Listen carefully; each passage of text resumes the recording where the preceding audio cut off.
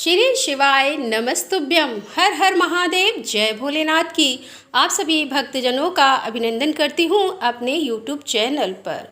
तो मित्रों, आज हम शिव पुराण की कथा में सुनेंगे कामदेव के नामों का निर्देश, उसका रति के साथ विवाह तथा कुमारी संध्या का चरित्र, वशिष्ठ मुनि का चंद्रभाग पर्वत पर उसको तपस्या की विधि बताना। तो चलिए इस कथा को प्रारंभ करते हैं। एक बार प्रेम से बोलिए शंकर भगवान की जय। ब्रह्मा जी कहते हैं कि हे मुने, तदंतर मेरे अभिप्राय को जानने वाले मरीच आदि मेरे पुत्र सभी मुनियों ने उस पुरुष का उचित नाम रखा। दक्ष आदि प्रजापतियों ने उसका मुंह देखते ही परोच के भी सारे वृतांत जानकर उसे रहने के लिए स्थान और पत्नी प्रदान की। मेरे पुत्र मरीचि आदि द्विजों से उस पुरुष के नाम निश्चित करके उससे यह युक्त युक्त बात कही।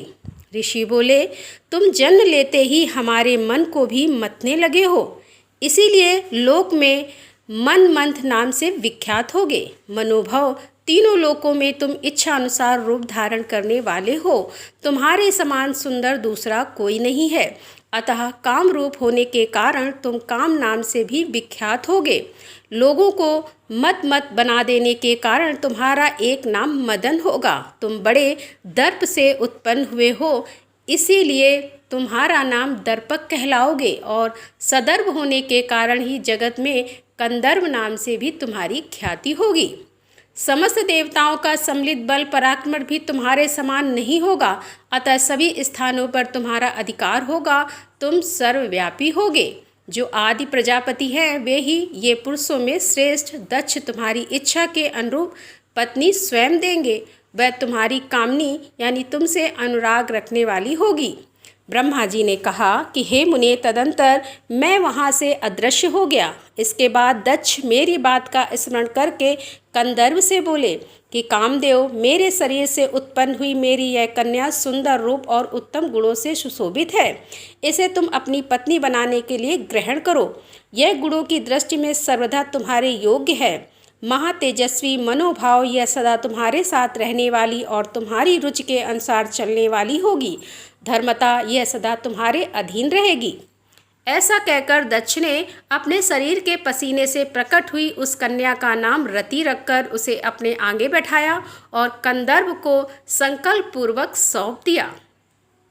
नारद, दक्ष की वह पुत्री रति बड़ी रमणी और मुनियों के मन को मोह लेने वाली थी। उसके साथ विवाह करके कामदेव को भी बड़ी प्रसन्नता हुई। अपनी रति नामक सुंदरी स्त्री को देखकर उसके हाव भाव आदि से अनुरंजित हो कामदेव मोहित हो गया। तात उस समय बड़ा भारी उत्सव होने लगा, जो सबके सुख को बढ़ाने वाला था। प्रजापति दक्ष इस बात को सोचकर बड़े प्रसन्न थे कि मेरी पुत्री इस विवाह से सुखी है। कामदेव को भी बड़ा सुख मिला, उसके सारे दुख दूर हो गए। दक्ष कन्या रति भी कामदेव को पाकर बहुत प्रसन्न हुई। जैसे संध्या काल में मनोहारिणी विधुन माला के साथ मेष शोभा पाता है, उसी प्रकार रति के साथ प्रिय वचन बोलने वाला कामदेव बड़ी शोभा पा रहा था। इस प्रकार रति के प्रति भारी मोह से युक्त रतिपति कामदेव ने उसे उसी तरह अपने हृदय से सिंहासन पर बिठाया, जैसे योगी पुरुष योग विद्या को हृदय में धारण करता है। इसी प्रकार पूर्ण चंद्र मुखी रति भी उस श्रेष्ठ पति को पाकर उसी तरह सुशोभित हुई, जैसे श्री हरि को पाकर पूर्ण चंद्रानना लक्ष्मी शोभा पाती है। सूत जी कहते हैं कि ब्रह्मा जी का यह कथन सुनकर मुनि श्रेष्ठ नारद मन ही मन बड़े प्रसन्न हुए और भगवान शंकर का स्मरण करके हर्ष पूर्वक बोले कि हे महाभागा विष्णु शिष्या, हे महामते विधाता, आपने चंद्रमौली शिव की यह अद्भुत लीला कही है। अब मैं यह जानना चाहता हूँ कि विवाह के पश्चात जब कामदेव प्रसन्नता पूर्वक अपने स्थान को चला गया, दक्ष भी अपने घर को पधारे, तब आप और आपके मानस पुत्र भी अपने अपने धाम को चले गए। तब पितरों को उत्पन्न करने वाली ब्रह्म कुमारी संध्या कहाँ से आई? उसने क्या किया और किस पुरुष के साथ उसका विवाह हुआ? संध्या का यह सब चरित्र विशेष रूप से बताइए। तब ब्रह्मा जी ने कहा कि हे मुने, संध्या का वह सारा शुभ चरित्र सुनो, जिसे सुनकर समय कामनियाँ सदा के लिए सती साध्वी हो सकती हैं। वह संध्या जो पहले मेरी मानस पुत्री थी, तपस्या करके शरीर को त्याग कर मुनि श्रेष्ठ मेधातिथि की बुद्धिमती पुत्री होकर अरुधंती के नाम से विख्यात हुई। उत्तम व्रत का पालन करने उस देवी ने ब्रह्मा, विष्णु और महेश्वर के कहने से श्वेत व्रतधारी महात्मा वशिष्ठ को अपना पति चुना। वह सौम्य स्वरूप वाली देवी सबकी वंदनीय और पूजनीय श्रेष्ठ पतिव्रता के रूप में विख्यात हुई। नारद जी से पूछा कि भगवान संध्या ने कैसे, किस लिए और कहाँ तप किया, किस प्रकार शरीर त्याग कर वह मेधातिथि की पुत्री हुई। ब्रह्मा, विष्णु और शिव, इन तीनों देवताओं के बताए हुए श्रेष्ठ व्रतधारी महात्मा वशिष्ठ को उसने किस तरह अपना पति बनाया। पितामह, यह सब मैं विस्तार के साथ सुनना चाहता हूँ। अरुंधति के इस कौतूहलपूर्ण चरित्र का आप यथार्थ रूप से वर्णन कीजिए। ब्रह्मा जी ने कहा कि हे मुने, संध्या के मन में एक बार सकाम भाव आ गया था, इसीलिए उस साध्वी ने यह निश्चय किया कि वैदिक मार्ग के अनुसार मैं अग्नि में अपने इस शरीर की आहुति दे दूंगी।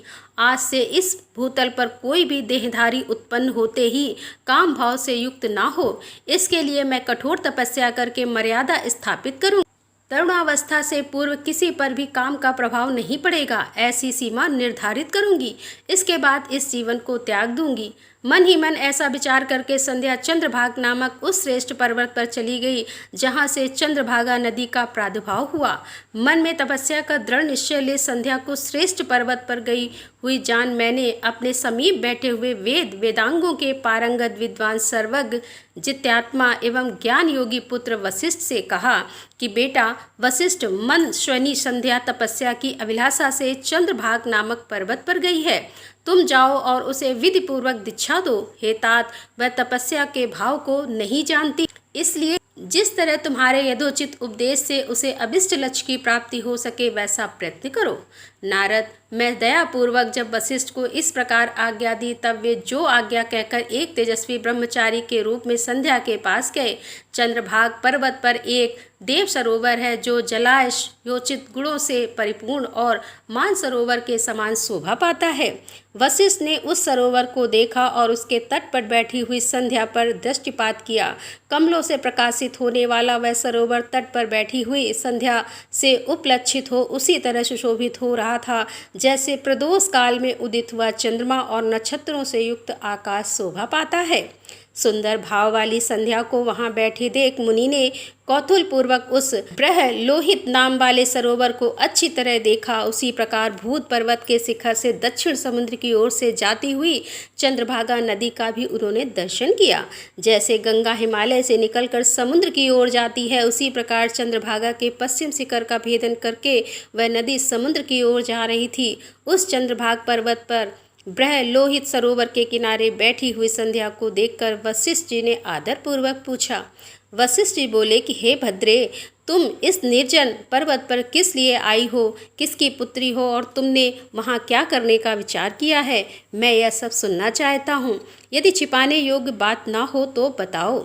महात्मा वशिष्ठ की यह बात सुनकर संध्या ने उन महात्मा को और देखा और वे अपने तेज से प्रज्वलित अग्नि के समान प्रकाशित हो रहे थे। उन्हें देखकर ऐसा जान पड़ता था कि मानो ब्रह्मचर्य देह धारण करके आ गया हो। वे मस्तक पर जटा धारण किए बड़ी शोभा पा रहे थे। संध्या ने उन तपोधन को आदर पूर्वक प्रणाम करके कहा। संध्या बोली, ब्राह्मण, मैं ब्रह्मा जी की पुत्री हूँ। मेरा नाम संध्या है और मैं तपस्या करने के लिए इस निर्जन पर्वत पर आई हूँ। यदि मुझे उपदेश देना आपको उचित जान पड़े तो आप मुझे तपस्या की विधि बताइए। मैं यही करना चाहती हूँ कि दूसरी कोई भी गोपनीय बात नहीं है। मैं तपस्या के भाव को, उसके करने के नियम को बिना जाने ही तपोवन में आ गई हूँ, इसीलिए चिंता से सूखी जा रही हूँ और मेरा हृदय कांपता है। वशिष्ठ जी बोले कि हे भद्रे, तुम इस निर्जन पर्वत पर किस लिए आई हो, किसकी पुत्री हो और तुमने वहाँ क्या करने का विचार किया है? मैं यह सब सुनना चाहता हूँ। यदि छिपाने योग्य बात ना हो तो बताओ। महात्मा वशिष्ठ की यह बात सुनकर संध्या ने उन महात्मा की ओर देखा। वे अपने तेज से प्रज्वलित अग्नि के समान प्रकाशित हो रहे थे। उन्हें देखकर ऐसा जान पड़ता था कि मानो ब्रह्मचर्य देह धारण करके आ गया हो। वे मस्तक पर जटा धारण किए बड़ी शोभा पा रहे थे। संध्या ने उन तपोधन को आदर पूर्वक प्रणाम किया। संध्या बोली, हे ब्राह्मण, मैं ब्रह्मा जी की पुत्री हूँ। मेरा नाम संध्या है और मैं तपस्या करने के लिए इस निर्जन पर्वत पर आई हूँ। यदि मुझे उपदेश देना आपको उचित जान पड़े तो आप मुझे तपस्या की विधि बताइए। मैं यही करना चाहती हूँ। दूसरी दूसरी कोई भी गोपनीय बात नहीं है। मैं तपस्या के भाव को, उसके करने के नियम को बिना जाने ही तपोवन में आ गई हूँ, इसीलिए चिंता से सूखी जा रही हूँ और मेरा हृदय कांपता है।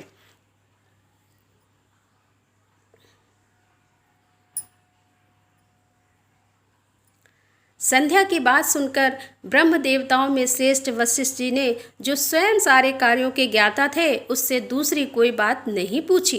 वह मन ही मन तपस्या का निश्चय कर चुकी थी और उसके लिए अत्यंत उद्यमशील थी। उस समय वशिष्ठ ने मन में भक्त वत्सल भगवान शंकर का स्मरण करके इस प्रकार कहा।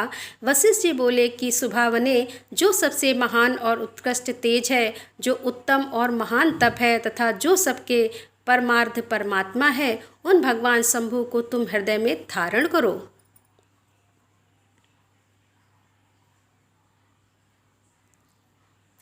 जो अकेले ही धर्म, अर्थ, काम और मोक्ष के आदिकरण हैं, उन त्रिलोकी के आदि दृष्ट अद्वितीय पुरुषोत्तम शिव का भजन करो।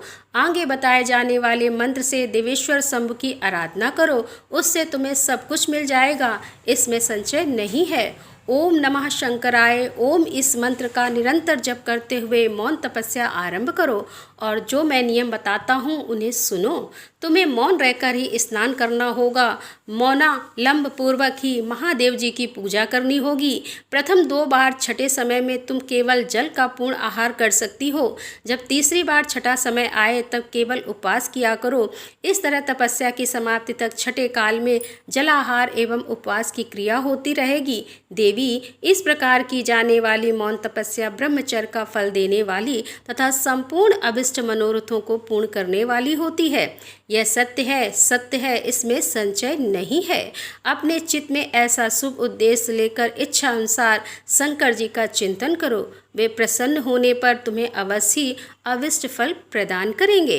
इस तरह संध्या को तपस्या करने की विधि का उपदेश दे मुनिवर वशिष्ठ यथोचित रूप से उससे विदा ले वही अंतर ध्यान हो गए।